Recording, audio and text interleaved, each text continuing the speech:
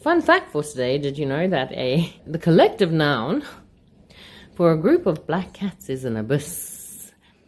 So here is my small abyss.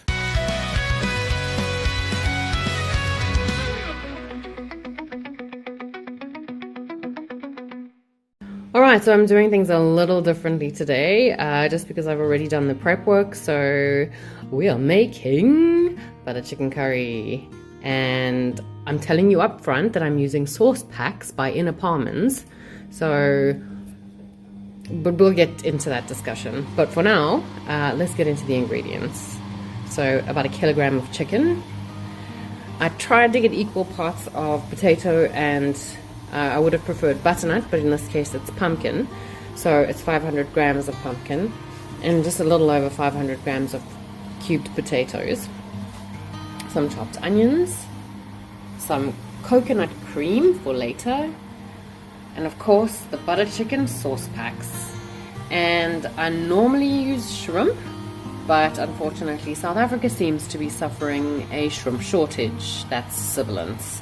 So I got some prawn meat instead. So yes, let's get to it. So first things first, let's get our pot on the stove. I've got a pip of oil in there, and let's add the onions. Don't mind my voice. I came down with the man flu, and I can only assume it's the man flu because I literally felt like I was coming to the end of my life last week. But we are still standing, so it's okay. So I'm going to just give it a stir to make sure that all of the onions are coated in oil. And before the heat picks up too much, let's add the spice. So just a little drizzle, a little shaky shake of salt. And because there's no steam yet, we can go in raw with the pepper grinder. Like I've mentioned before, if your pot is steaming, you shouldn't do this because otherwise moisture gets into the mechanism and it stops working. And then of course, thyme, because you just cannot go wrong with this herb. Alright, thank you. And once the onions are sufficiently sauteed, they've got some nice color to them, and that transparency in places, we can add the chicken.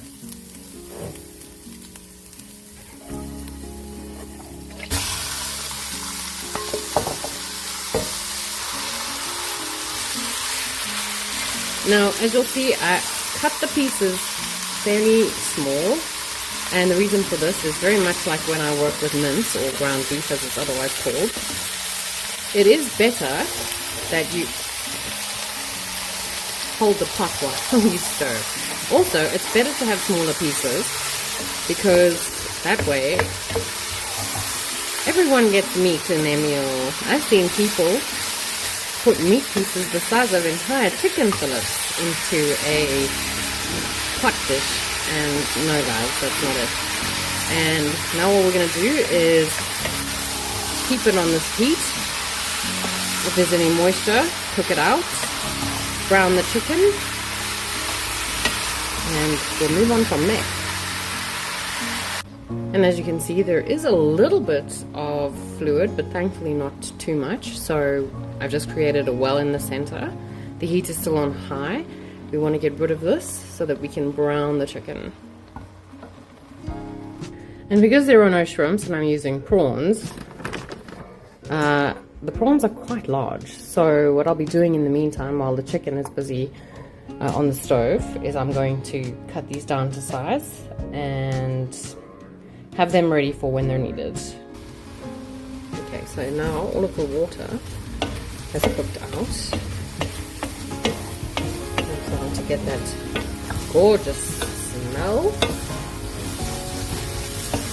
from the chicken browning. There's a difference between browning something and burning something. Let me see if I can find a piece to show you.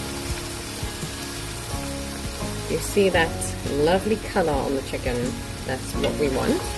Obviously not on all of the pieces, but we want to make sure that the chicken is nicely broken down, so it's not sticking to each other. or little pieces have become bosom buddies. And we just want to get this. Oh, it smells so good. Wow.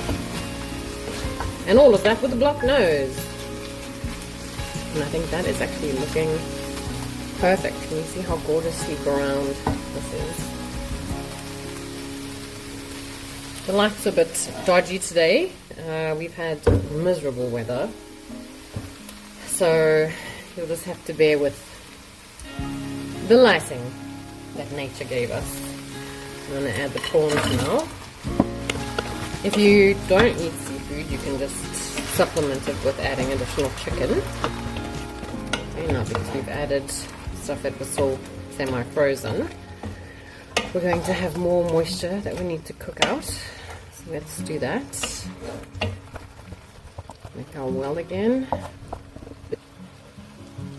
So while we wait for the prawns and the chicken mix to get rid of all this moisture fluid liquid, then what I usually do is, especially if it's brown rice, because brown rice does take a lot longer to prepare, I put it on to slow cook while this is busy. I'll just put this camera down so that we don't have motion sickness. So whenever you cook rice, make sure that you add salt, because the rice grains absorb salt flavor, and that way your rice won't be that bland. And also make sure that whatever your rice quantity is, you put 3 times that amount of water in, so that it doesn't run out of water, you know, just in case you forget it on the stove. That way you know you're not going to ruin an entire pot. So that's going to stay on a low heat while I'm busy waiting for that. Okay, see, when I scrape the bottom, there's no visible moisture, so we've gotten rid of enough fluid now. Fluid moisture liquid. Let's brown the shrimp, not shrimp, the prawns. I wish I had shrimp, but I digress. It'll taste just as good. Alright, so now this pot is on a very high heat. I'm going to turn that down, and now I'm going to add cubed pumpkin and the cubed potato that is turning brown because it's been out in the air for too long. Now that this has been added, I'm just going to mix this all up before I add the sauce. And there's just something, you know, I know that adding the prawns and the, well, butternut, or in this case pumpkin, is a very strange combination of things, but it works. The combination just works. I don't know what to tell you. Now, because we're coming to the sauce part, there may be people out there who question, you know, is this cooking from scratch if you're using sauce packets? My answer is yes, it is still cooking, because I've done all of this other work. The thing is, I don't know how to mix butter chicken curry spices, and I don't have the time to learn. So you know what, there are certain things out in the world that are here for our convenience, like cooking sauces. And you know what, usually Royco comes in clutch, but not with butter chicken curry sauce, I'm sorry.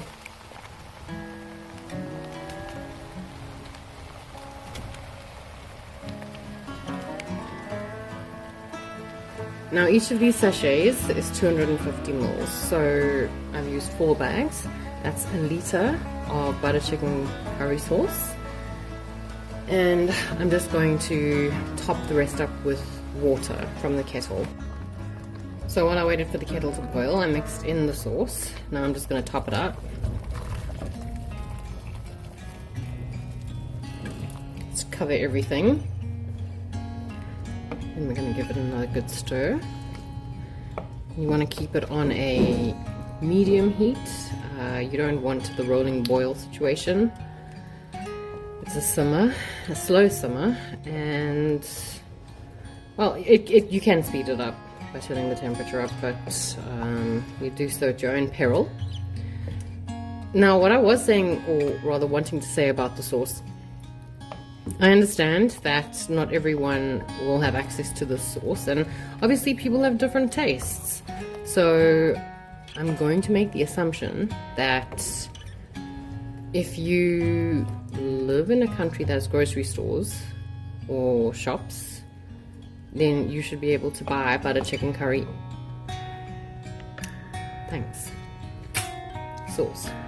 But just test it out first. So don't go balls to the wall like I have with the massive pot. Use the smaller portions, test out one sachet if it's a small one, and see if you like it until you find a sauce that suits you best. So now that it's all covered, we're going to put the lid on and just let this continue to simmer. And basically the cook time is dependent on how long it takes to cook the potatoes, and in this case the pumpkin. Butternut is better just because it's not, it's a preference once again. So lid on and let's wait. I remember to keep stirring. Time to check on the rice.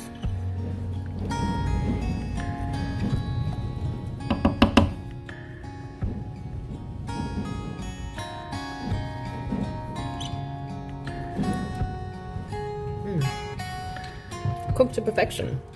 So now time to strain.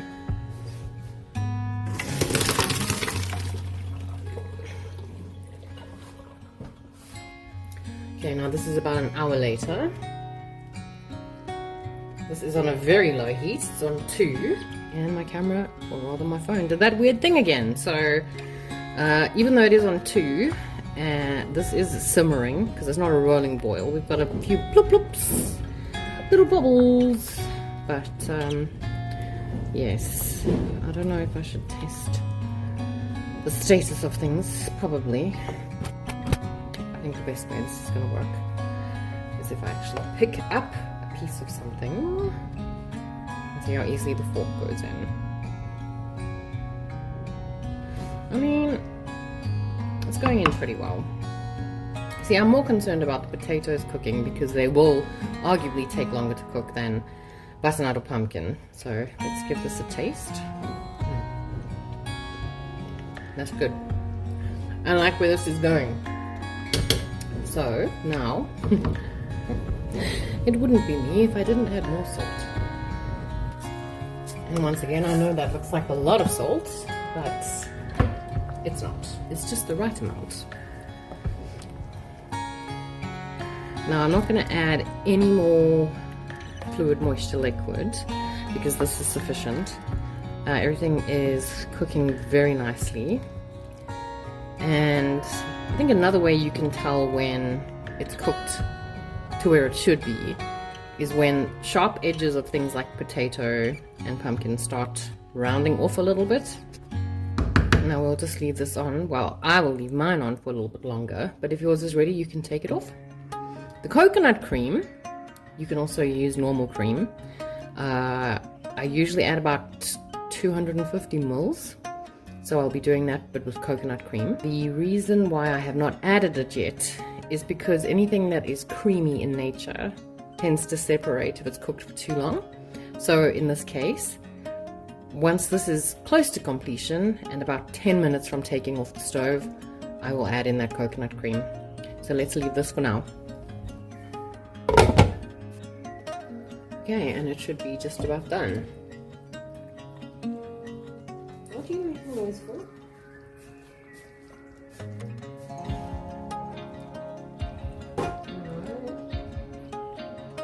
It's not time for more food yet.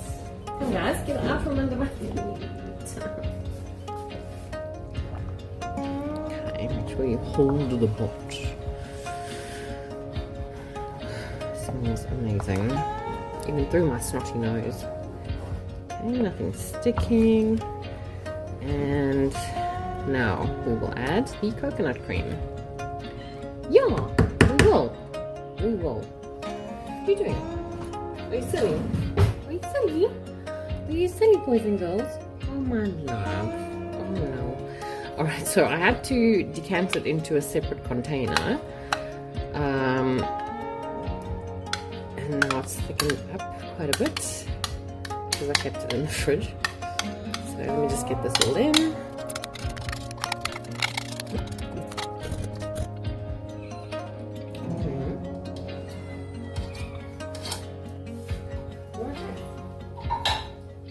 you're gonna like that. It's coconut cream, but maybe you'll like it.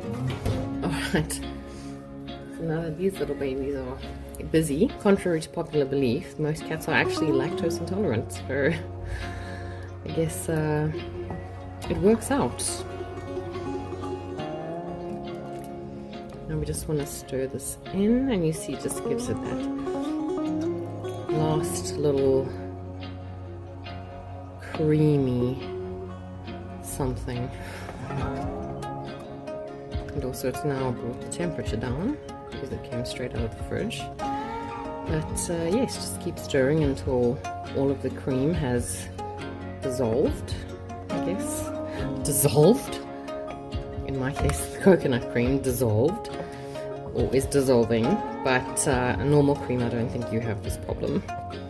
See, the coconut cream just adds a creamy softness. I don't know how else to explain it. Okay, now we leave that for 10 minutes. 10, and now we go. And the timer is up. It's going to be an awesome supper tonight.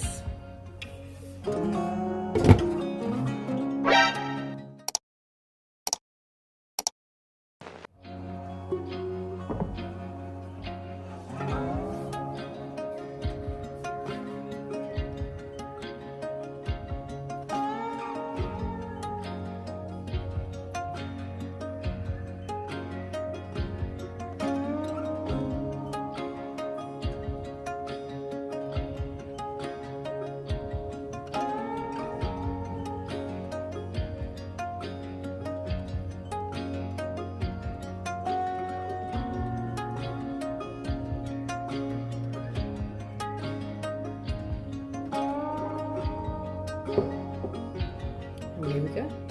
Time to taste.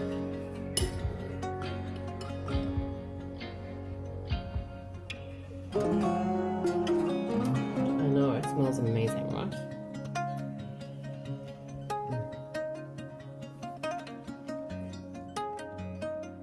Wow. It is literally perfect. Oh my word!